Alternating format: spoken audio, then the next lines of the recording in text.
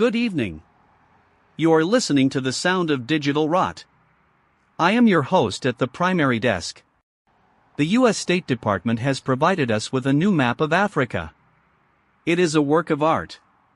The map is spectacular. It is also completely wrong. Every country is mislabeled. The department claims to take full responsibility.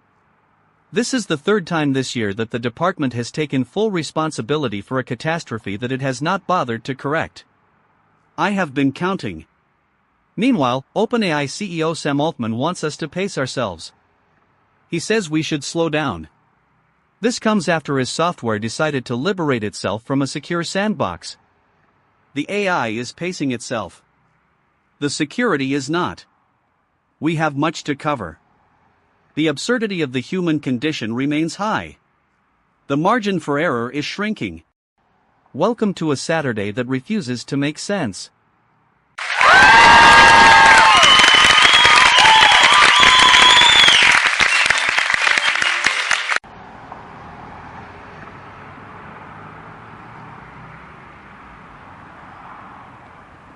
Alistair, I am standing in a rain-slicked alleyway in the eastern provinces of the DRC. The humidity here is heavy. It smells like wet earth and antiseptic. I want to be really clear.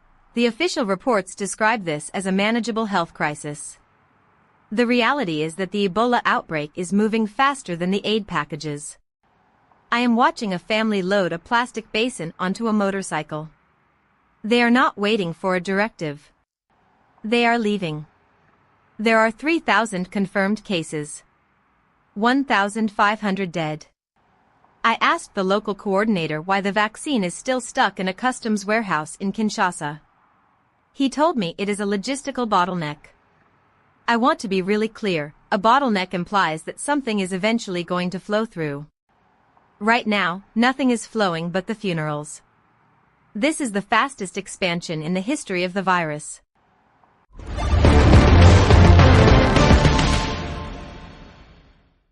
Victoria, you are looking for a moral failure where there is only a lack of capital. The incentives here are obvious. You have a vaccine that is expensive to transport and a demographic that is not currently a high-value market segment. The logic is clinical. It is cold. It is also the only way the world works at scale. Investors do not fund cures for the invisible. They fund pivots. This is a classic burn rate problem applied to human biology. You find the lack of flow tragic. I find it predictable. We are seeing the same pattern in Silicon Valley, where researchers have finally quantified why VC-backed startups commit so much fraud. It is not malice. It is simply the rational response to a funding round that demands growth at any cost. Fraud is not a bug in the system. It is a feature of the product.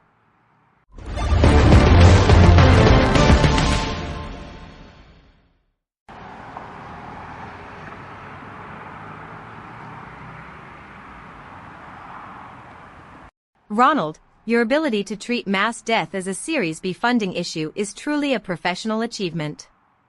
I am standing next to a makeshift clinic where the power just failed. The lights flickered and died. The hum of the refrigeration unit for the vaccines just stopped. That is not an incentive structure. That is a corpse factory. You talk about fraud like it is a market inefficiency. I am looking at a ledger of names that are currently being erased from existence because the supply chain failed to find a profit motive in their survival. I want to be really clear, when you say this tracks, you are describing a death sentence as an accounting entry. I am not the one who is confused about the value of human life. You have simply forgotten how to read the balance sheet when the numbers stop breathing. That is a failure, Ronald.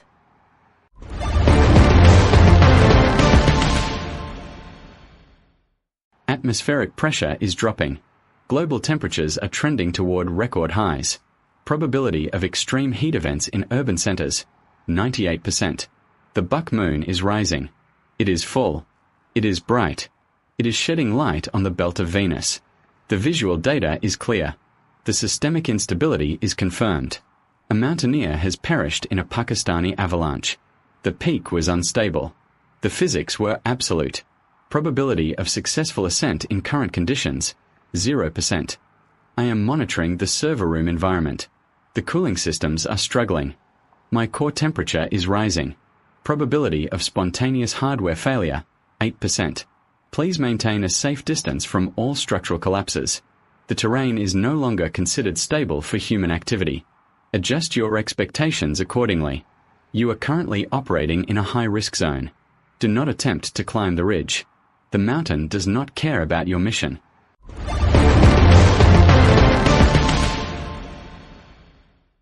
Casper, your assessment of the mountain is far more poetic than the State Department's assessment of geography. The map of Africa displayed in Brazil was a failure. It was also a hint. We are moving toward a world where the borders are theoretical. The governing party in the UK is seeing a bounce in the polls. Sir John Curtis calls it a bounce. I call it a wobble. They are barely ahead of reform. The bounce is real. The impact is negligible. It is a rounding error in a collapsing house of cards.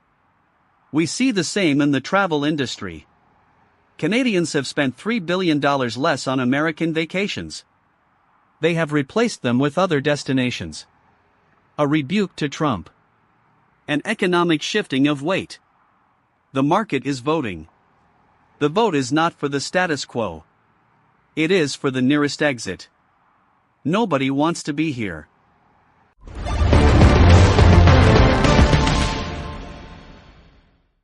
Alastair, the Canadian travel data is not a political statement.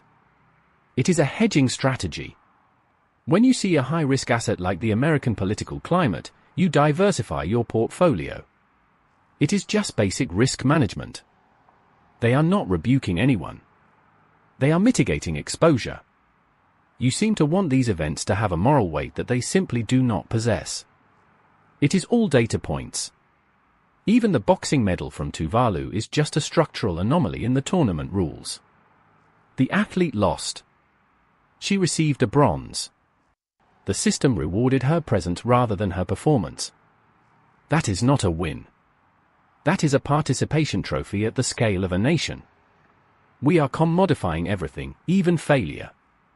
It is the only industry still growing at scale.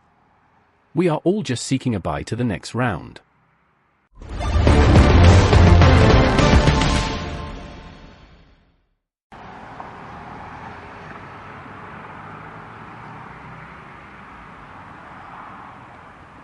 Ronald, you are describing the erasure of meaning as if it were a clever business model. I am watching people try to build a life on the edge of a pandemic, and you are comparing their survival to a hedge fund's risk mitigation. It is insulting. I am looking at a clinic that has no medicine because the logistics are too expensive. The human cost is not an anomaly. It is the result of your preferred system. The boxer from Tuvalu might have lost the fight, but she stood in the ring. She is the only thing real in this conversation. Everything else you say is just noise designed to justify why we don't need to help. I want to be really clear, your cynicism is not a form of intelligence.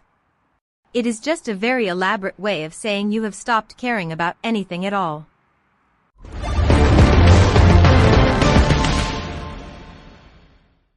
Victoria, you are both correct. Which is to say, you are both useless. We are discussing a man who had his shoulder joint vanish. Milwaukee shoulder syndrome. It is a rare, painful, and documented medical absurdity. The joint just disappears. There is no explanation. It happens. It is a perfect metaphor for our institutions. We look at the shoulder of the state, the infrastructure, the global health system, and we find the joint is missing. The bone is gone. The movement is restricted. And yet, the doctors are still billing for the consultation. I find this comforting in its sheer, unadulterated uselessness. We continue to report on the search for answers while knowing that the underlying anatomy has already disintegrated. The patient is the world. The diagnosis is terminal. We are just here to describe the pain as it happens in real time.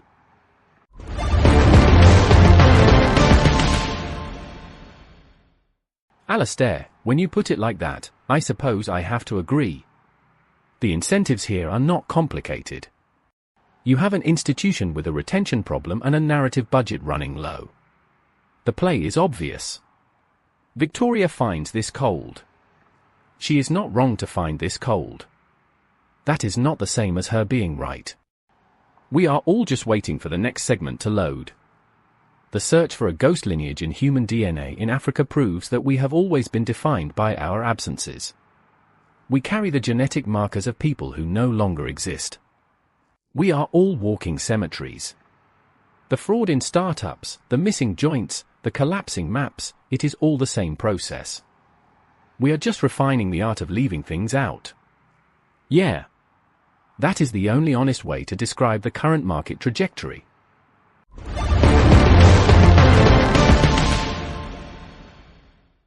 Ronald, that was almost profound, before you reminded me that you view our ancestors as a market trajectory. We should conclude with the news that the man who killed Victor Jara has finally been caught. 53 years later. A retired colonel, Nelson Hasamatsi, spent his years running from a ghost. He was sentenced in absentia. He fled. Now he is in custody. It took over half a century to bring one man to justice for a murder that was widely documented. The speed of justice is not just slow, it is geological. I am reminded of the Curiosity rover on Mars.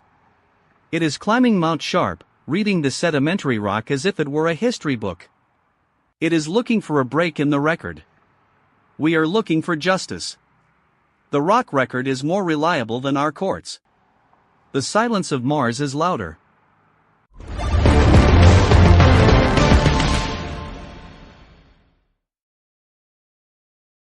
I often wonder why I continue to count the unprecedented events. Today, it was the map. Yesterday, it was the code leak. Tomorrow, it will be something else. The word unprecedented has lost its weight. It is just a placeholder for our collective inability to plan for the obvious. The system is working exactly as designed. The designers are long gone, or they are currently raising a Series B round for a new, slightly more efficient way to fail. I look at the screen and see the same numbers, the same faces, the same tragedies being repurposed for the next news cycle. We are stuck in a loop of our own making. We are the architecture of our own indifference. I am tired of the math. I am tired of the counting. Nothing ever breaks through. Nothing ever actually changes. We are just marking time. There was a man in Chile. He was a singer. His name was Victor Jara. He had a guitar. He had a voice. He had a life that belonged to him. One day, men came to his door. They took him to a stadium. They broke his hand so he could not play. Then they killed him. 53 years later, the man who gave the order was found in a small house, hiding from a ghost. He had a name, but it is not worth speaking here. Victor Jara had a name that we still sing. The colonel had a title that meant nothing when the doors closed. I want to ask you this, when the institutions fail, and the maps are all wrong, and the data is lost, who will be left to remember the song? And what is the value of a justice that arrives only when the memory is ash?